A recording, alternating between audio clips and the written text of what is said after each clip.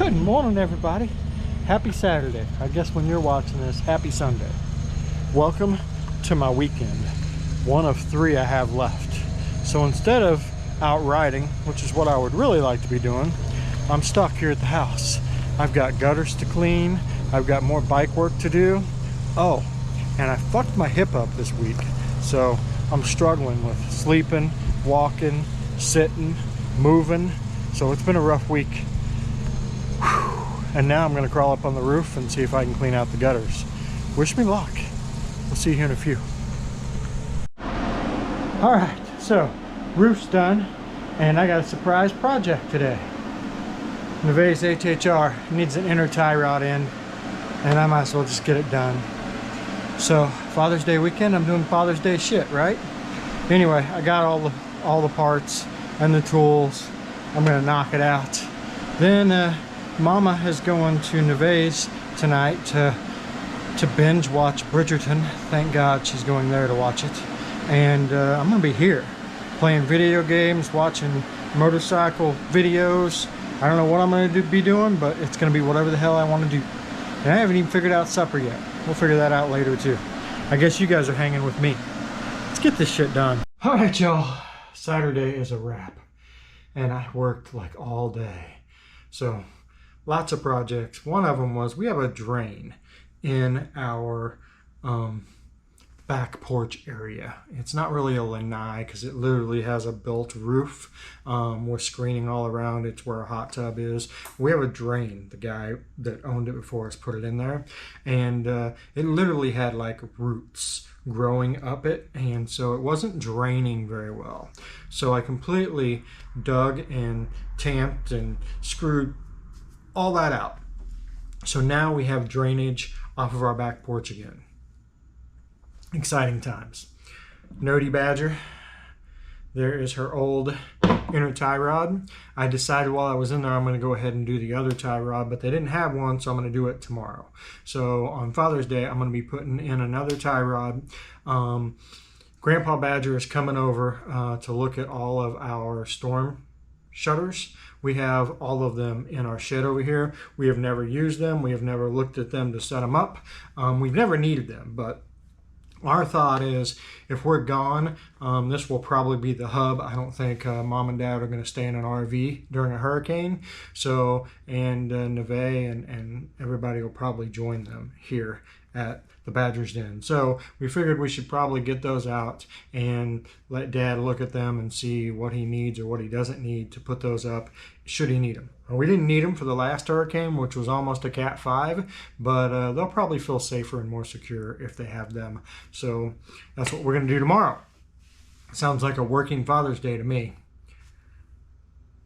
Anyway, I also have new highway pegs for Mama Badger's bike. They're here. I need to get them on, make sure that they're going to work correctly. And then I need to clean up both bikes and finishing touches. Just make sure that everything is like it should be. I've got a light bulb out and one of my turn signals. So all the little stuff that you tweak and tune before you hit the road for months. But we've got to do all of that. And then tonight, like, the girls are gone. I'm chillaxing, except for shooting this video.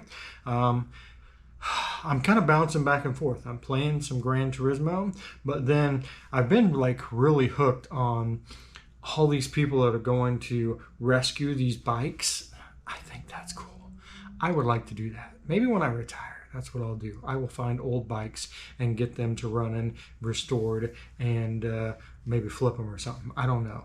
I have yet to ever sell a Harley Davidson that I have owned. Just saying. So that's probably why Mama Badger doesn't let me buy any more bikes, because she knows that I won't get rid of bikes to get new bikes. I want them all. But anywho, I've been really digging it. So, of course, Wheels Through Time does a lot of that stuff for their museum, which I get to go to here in a few weeks. I'm pretty pumped up about that. But there's another guy, like, I think he's called the Bearded Mechanic. Anyway, he does a lot of that. Barn finds. A lot of times he will barn find it, get it running, and then ride it, like from outside the barn. So some of these haven't ran in 40 years. And he gets, motorcycles are actually pretty simple machines, especially if you get back in the carbureted days. Like, they're pretty freaking simple. So to watch him, like, okay, well, we need some gas, and he carries a little thing around where he can feed gas, some starter fluid, make sure we got spark, make sure the points are cleaned, and then rat-a-tat-tat, bang, bang, boom, he's running. It's pretty freaking cool. Who do you guys watch? Do you guys watch anything like this? Like, I can only watch so many. I got a new windshield on my new bagger. What are the ride modes all about?